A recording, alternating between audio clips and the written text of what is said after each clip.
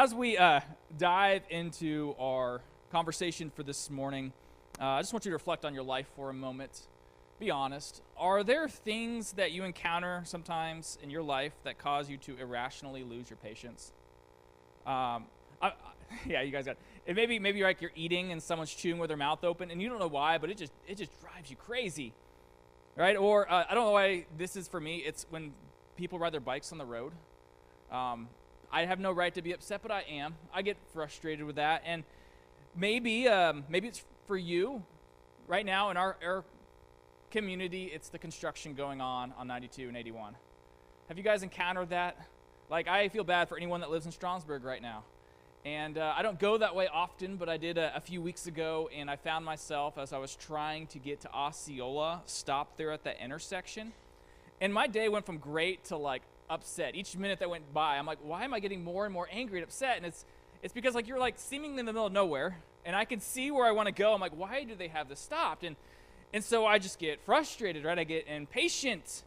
And it's like, seriously, this is like one of the benefits of living in this part of the country. The only things that should make you stop are guys on tractors and trains, okay? Not construction of all things. And so as much as I wanted to kind of will them to flag me through, I had zero control over that situation. I had no control over the traffic and the construction going on. And that's just true about a lot of things in our life. There's a lot of things that we have no control over. Obviously, something as simple as traffic and construction, we don't have any real control over. Obviously, we have no real control over the world economy, or even politics, as much as we like to talk about it or think about it. We don't have any real control over what the president does. We have no control over what people think. We have no control over what people do. There's a lot of things that we have zero control over in our lives. And depending on how far you go down this rabbit hole of what we actually control in our life and what we can't, you might begin to adopt a pessimistic or a fatalistic view of life, saying, why bother, right? If I can't change anything, if I can't do anything, I can't control anything, then what's the point, right? We've already been establishing, right? All is vanity. All is absurd. All is useless. All is pointless. What is the point? And what happens if we go down that rabbit hole, we can allow others to dictate our lives because we feel like we have no control over our lives. Sometimes we do this actively, but I think often we'll do it passively. Here's an example sometimes in the context of our families and even in this church. We say people won't ever respond to the gospel, so why bother sharing it? I can't ever conquer that sin I've been struggling with. I keep falling back into that sin pattern. Why do I even want to bother exerting myself? I have no control over this. And this thinking can flood so many other parts of our lives where we find ourselves without a sense of purpose. And we find ourselves ultimately physically, mentally, and spiritually drained. So there's a lot of things in life we have no control over. And we've been going through the book of Ecclesiastes, and so we're in chapter 4 today, looking at the entirety of it. So if you want to go ahead and turn there, again, I'll have it up on the screen, but I'd like you to flip there because you'll get a better sense of the flow. And I think it's going to be really important for today because as we look at this piece of wisdom literature written by King Solomon, he kind of speaks into this matter of what we can control and what we can't. Because there's a lot of things that we have no control over in our life. So how can we regain some sense of control? How can we live with a sense of purpose? And so as we've been going through Ecclesiastes, just to kind of orient you a little bit, it's a piece of wisdom literature written by King Solomon, right? He is the ruler of a country. He is incredibly wise. And you don't necessarily usually get old without gaining some type of knowledge. And so this man has been observing life for a while. He's been doing some reading, some observing, and he is making some statements based upon what he sees, particularly for followers of Yahweh, followers of God, followers of Christ for us today. And these are things you need to be aware of, things you need to know, because it's going to really focus you on how your life needs to flow, what you need to focus on, what you should not worry about. So what I want to do is I want to first read the first 3 verses, because what you'll see here, if you kind of follow the flow of our text, he kind of establishes a little bit of the tension that I've already kind of hinted at, but a tension that we all feel. I'm going to read it, and then we'll talk about it. Ecclesiastes chapter 4, verse 1 through 3. Solomon writes, right? He's writing his observations here. Again, I saw all the oppressions that are done under the sun. And behold, the tears of the oppressed, and they had no one to comfort them. On the side of their oppressors there was power, and there was no one to comfort them. And I thought the dead who are already dead more fortunate than the living who are still alive. But better than both is he who has not yet been and has not yet seen the evil deeds that are done under the sun. So right at the very beginning of this section, Solomon is establishing a very basic principle we all know to be true. And that is that life is not fair. Life is not fair. I'm reminded of this regularly. I don't know what it is about sometimes for guys to study of different battles and wars, but when you study, a war, major war like World War II, there were a lot of individuals who got caught up in it that had no part in it, that lost their lives because of it, right? I think of the bombing, the Battle of Berlin, right? A lot of Nazis flying into Berlin, dropping bombs, and there's innocent civilians and kids and people that aren't even caught. I mean, they just get caught up in it, and they're losing their lives. That's not fair. Right, I think of how we ended the war, dropping those 2 nuclear bombs on Japan, and there were a lot of Japanese citizens that were caught up in that and killed as well. And there's a story after story like that in war, in life, where people are oppressed, and all you can look at that and say is life is not fair. Right? There's no control for them at that point. And that's kind of the way our life works sometimes. There is a lot of things that are out of our control, and it's not fair. And I think Solomon does a very good job of acknowledging that. Check out this in verse 1. I highlighted, I noted those for you. In verse 1, he notes this: behold, the tears of the oppressed, they had no one to comfort them. And in case you didn't know it's not fair and it's hard to be oppressed, he says it once again at the end of the verse: on the side of their oppressors there was power, and there was no one to comfort them. Right? We see a repetition of words. There's this oppression to these individuals, and there's no comfort and there's no relief. Right? You get the stronger picking on the weaker, and life is not fair. Check out this fatalistic tone here in the last 2 verses. He notes that the dead are more fortunate than the living. I mean, that's an encouraging statement to make. And then he even goes a step further. Anyone who hasn't been born to experience this oppression and the evil in the world, who hasn't experienced the fact that life's not fair and there's so many things we have no control over, they're pretty lucky. See, a very kind of fatalistic and depressing tone he starts out this section of Scripture with, and he does this on purpose. He does this to remind us, right, life is not fair. There are many things about life we have no control over. And this is what life looks like when sin does what it does. It leads us to places like this. For Solomon to make observational statements like this, right? Better are those who are dead than those who are living. Right? Better are those who are never born to see the mess that this world is. That's why it's so neat. We looked at this last week, Ephesians 3, chapter 12 through 13. I love I wrote that there, seeing that now. Where he says, yeah, even though in the evil of this world, right, there's nothing better than to enjoy, right, what the gifts that God has given us. So you're seeing a contrasting comparison here. You're seeing this contrasting idea of joy and then also a sense of unfairness, a sense of depression, oppression, the bad things in life. But this is what happens, right, when sin takes over, right? People are oppressed, life's not fair, and there's so many things we have no control over. And so he establishes this in the first 3 verses of our text. And then I believe what he does is he begins to make some proverbial statements, some bits of wisdom about things that we can control. Life might not be fair.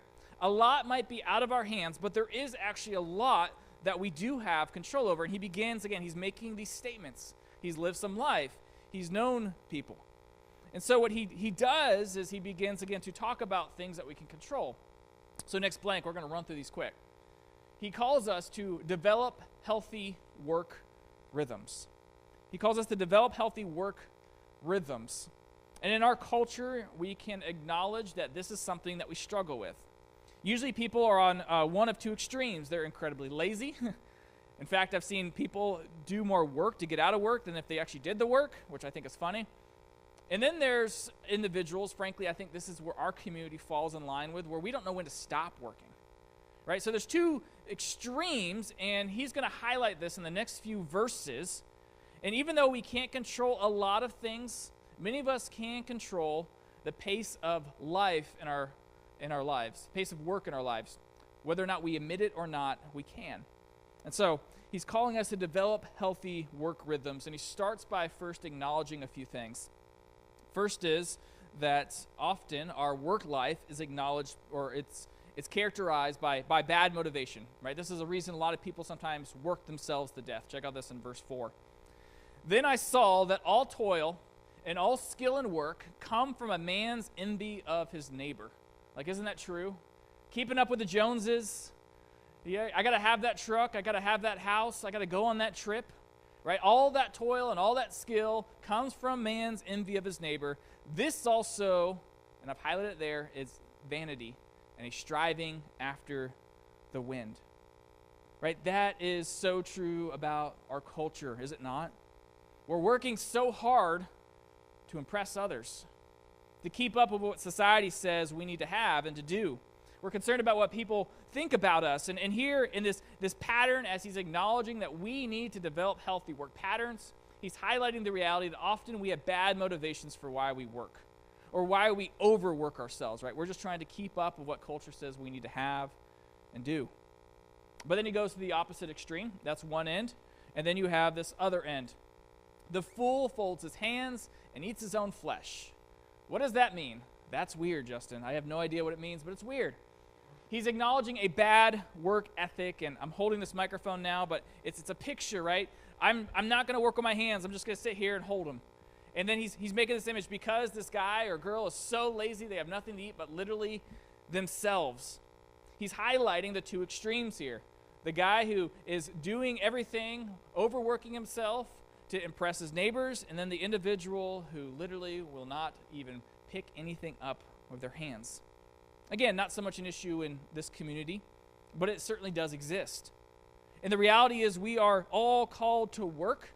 Not working is a distortion of God's design. Adam and Eve are doing it in the garden before the fall, so work is not a product of the fall. Our work has just been frustrated by the fall. I want to mention here, as we're talking about work and labor, that sometimes we think about the jobs that we go to Monday through Friday, or for some people, Monday through Saturday or Sunday. But not all work involves a paycheck. I think of my own wife. I think of a lot of stay-at-home parents and moms, right? You work incredibly hard, but you don't get a paycheck, but you are working incredibly hard. This is in this category as well, right? Those who might be retired, might be serving our community, they're working as well, though no one's passing them a paycheck. The key here, what he's getting at, is he's highlighting two extremes of work, those who do nothing and those who don't know when to stop. So here he now begins to kind of draw these two ideas together in verse 6. He says this, better is a handful of quietness than 2 hands full of toil and a striving after the wind. I think you can kind of see that imagery there he's creating of this work-life balance, right? Rather than completely overload your time with work and labor, right? 2 hands full of toil, right? You take one of quietness, one of slowing down, and one of work. Because as he says there, if you are solely focused on working and accumulating stuff, it's vanity. It's a striving after the wind. You'll grab it for a second, or you'll think you'll do, and then it's gone. So this is what Solomon's getting. That's why I want you to kind of follow in your notes there. He established the fact, right, life's not fair. There's a lot of things we have no control over. But there are some things we can control. And that is the pace of our life, the pace of our work life. Many of us kind of adopt a fatalistic view. I have to do that. People need this. You could develop the spiritual discipline at times of saying no. Solomon kind of fleshes this out. I think it's kind of neat. Essentially asking, what are you killing yourself for? All that, your work, you're going to leave it for someone else. Slow down, enjoy life. He says this in verse 7 through 8. Again, and here's our word once again, I saw vanity under the sun. One person who has no other, either son or brother, yet there is no end to all his toil. And his eyes are never satisfied with riches, so that he never asked, for whom am I toiling and depriving myself of pleasure? This also is vanity and an unhappy business. Right? Solomon's saying, what are you killing yourself for? You don't even have descendants you're passing this stuff on to. You have no long-term vision of what you are doing. You're chasing after the wind. Yeah, you can't control many things in your life, but this is one thing you do have some level of control over. And this, again, is hard for us, particularly as Americans, and as Americans in the middle of the country, because we seek and find a lot of identity in what we do. We find a lot of our self-worth based upon what we can produce. In the story of Scriptures, our self-worth isn't based upon what we can produce, but it's rather the fact that we are His, right? Our worth is based upon what Christ has said about us. We're meant to enjoy life. We're meant to enjoy the fruit of our labor. So how do we live with purpose? We can develop healthy work rhythms. So I want you to kind of follow through here as you look at your text, kind of see this pattern of what Solomon is doing. So he kind of makes that statement in verse 1 through 3, kind of establishing the tension, the basis, and he's giving us kind of different sections of proverbial statements to help us realize what we have control over. So we have control over these work rhythms. But finally, I shouldn't say finally, but next what we have is a call to avoid isolation. In our social media saturated culture, I am often reminded that being seen and being known are two different things, right? Being seen and being known are two different things. So what do I mean by that? You might see someone go on vacation with their family. That's pretty clear. You can see that on their Facebook page, right? They're taking pictures. You know where they went. You can see that, but you might not know that they're going on that vacation as a last-ditch effort to save their marriage, that their life is falling apart internally and they're trying to escape something. Right? You might see someone who makes a strong political statement regarding a certain topic like abortion or right to life. But what you might not know is that they've struggled with infertility their whole life, or maybe they had an abortion in the past and now they deeply regret it. And so not only does it hold significance for them because of a belief they have, but also because of personal experience. You could see one thing, yet not know another. Being seen and being known are two different things. You can see a person who appears rude and grumpy and downright mean. You can see that. A lot of people can observe that. But what you might not know is they are battling severe depression, and they had just enough energy to get out of bed that morning. So being seen and being known are two different things. And we in our culture are more connected now than ever, yet more isolated than ever. So there's a lot of things we cannot control, but one thing Solomon tells us that we can control is our level of connectiveness. And he calls us to avoid isolation. These next few verses you've probably heard read most commonly in the context of a wedding. And yes, it does include our spouses, but includes more than just the person we marry. It includes the community that we surround ourselves with. I'm going to read them, and then we'll kind of talk about it briefly and move on. Solomon says this, two are better than one, because they have a good reward for the toil. That makes sense. Two people can get more done than one person. For if they fall, one will lift up his fellow. But woe to him who is alone when he falls and has not another to lift him up. Again, if two lie together, they keep warm. But how can one keep warm alone? And though a man might prevail against one who is alone, two will withstand him. A threefold cord is not quickly broken. Again, a series of proverbial statements made to guide us to the realization, right, that we are meant for community. We're not meant to live in isolation. And so, again, there's messages on these couple verses in Scripture. We don't have time to go through it, but I think you get the point. He's highlighting the fact that we are called to avoid isolation. Right? There's a lot of things we have no control over. There's a lot of things that aren't fair in life, but one thing we do have control over is the people that we surround ourselves with. And so this is important, right? Who knows you well, right? Who knows you well enough to know when you need help, right? Not the help of scheduling your vacation, knows you well enough to know you went on vacation, but knows you well enough to know your marriage is struggling or that you are dealing with some severe depression, right? These are the things in life, right? If you're going to follow God, these are things that we can control that ultimately help us to live the life God's called us to live. So we're called to develop healthy work rhythms, and we're called as well to avoid isolation. Now, I have had in the past couple months a number of conversations with churches that are hiring a lead pastor. Not for me, don't worry.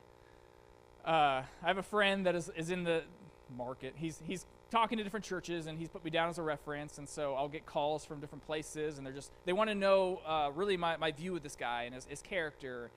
And I always think it's kind of interesting. First off, I had a conversation this week with a church, and I was just like, man, I'm sure you are a great church, but where did you get these questions from? And ultimately, a lot of these questions come down to churches want to know, right? We've talked to this guy, right? We've seen him preach, right? He could at least, put together a coherent sentence, something I feel like I struggle with sometimes. But it comes down to, can we trust this guy? Is this a guy that's going to love us and shepherd us well? And I always come back to what I consider are the two most important things in ministry and frankly in life. And one of them is this topic of humility, and this other one is the topic of teachability. Right? I think the mark of any good pastor, or honestly any person who is faithfully following Christ, that they should be humble, there should be a level of humility, but they should also be teachable. Have they left room for growth in their life? Right? No one wants a pastor who's got it all figured out. No one wants a pastor who, even when they know they're wrong, won't admit it. Right? Are they willing to reverse a role reverse a position due to new information? Are they able to apologize and acknowledge it's okay not being the smartest person in the room? Right? These are things you want to look for in a pastor. These are things you want to look for, honestly, in any person in your life. And Solomon points this out as well. We have a lot of things we have no control over, but there is a call to be teachable. Check out these last few verses of our text. Better was a poor and wise youth than an old and foolish king who no longer knew how to take advice. Seriously, is that not the truth? For he went from prison to the throne, though in his own kingdom he had been poor. I saw all the living who move about under the sun, along with that youth who stand in the king's place. There was no end of all the people, all of whom he led. Yet those who come later will not rejoice in him. Surely this also is vanity and a striving after the wind.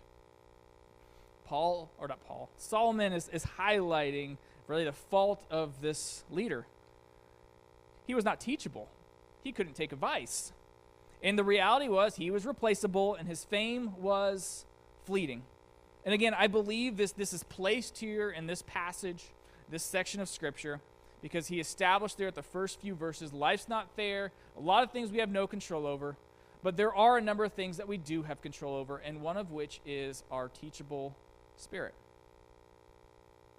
Now, when I highlighted for you, spoke about that traffic situation, I experienced it going toward Osceola, and then I had to come back, and I knew it was coming, though I got in that line and I waited, and you ever seriously feels like a minute is like an hour?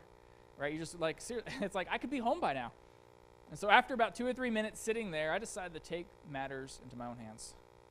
I got out of that line, I went back a mile, and then I took the 5 miles or so dirt road to Strasburg. Right? I took control of the situation. Right? I had no control over that construction, but I did have control of the fact that I didn't have to wait there. Right? There were other options. There's a lot of things in life we have no control over. The thoughts people have, the actions people might take against us or around us. But we can control our thoughts. We can control our actions. We can control ultimately who we serve in our relationship with Christ. And as Solomon highlights here, a lot of life is not fair. Maybe you're dealing with it today. There's things that you're dealing with that are completely out of your control. But there are a number of things that are in your control. Right? How you order your life, those work rhythms.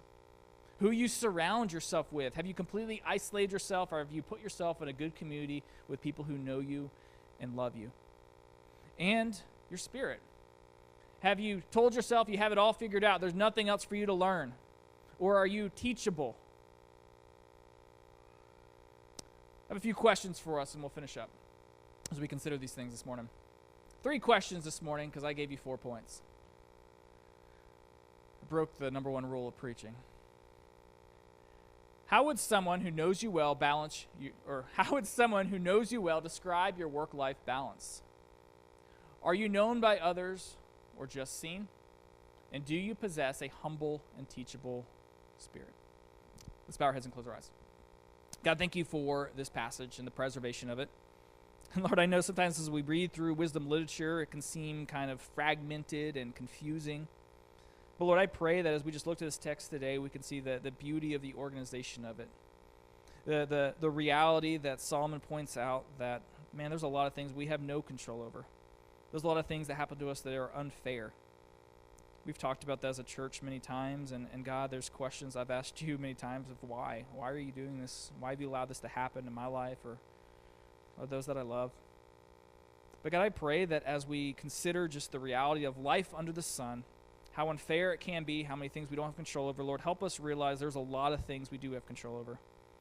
Lord, some of us are running from you today, and we think that we can control our lives, we can plot a better direction, but the reality is we can't. And so, Lord, I pray that maybe you recapture some hearts who've left you a long time ago or who never knew you. And Lord, those who do know you, who are still just rebelling, Lord, I pray that they realize that they are loved deeply by you, and you simply want the best for them. And part of the best for them is a relationship with you. God, help us to get this right, because we mess this up regularly. Help us to find the balance we need in our lives. Help us not to live in isolation. Lord, help us to have a spirit that ultimately reflects who you are. Lord, be with us this morning. Thank you for loving us. In your name, amen.